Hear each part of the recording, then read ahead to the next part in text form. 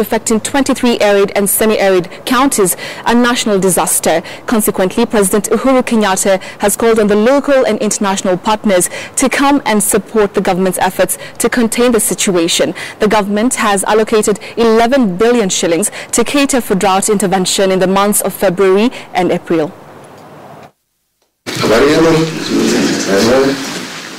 At State House, Nairobi, cabinet secretaries involved in drought management and food security briefed the president on the appalling drought situation on the ground. After the brief, President Uhuru Kenyatta declared drought a national disaster and called on all stakeholders to support the government by upscaling drought mitigation programs. The government has allocated 11 billion shillings to cater for intervention in various programs between the months of February to April.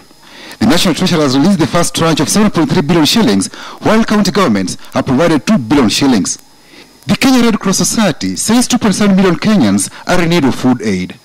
In worst hit regions, residents have been forced to feed on meat from dead livestock because of lack of food.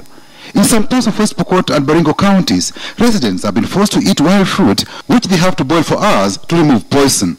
In October last year, Devolution Cabinet Secretary Kiunjuri formed an interministerial team to deal with the looming drought. At that time, the team was to monitor 12 counties. Kiunjuri assured the country then that there was no cause for alarm. The drought situation has since spread and is currently affecting 23 counties. In December last year, the United Nations Food and Agriculture Organization, FAO, asked Kenyans to prepare for worsening drought in 2017.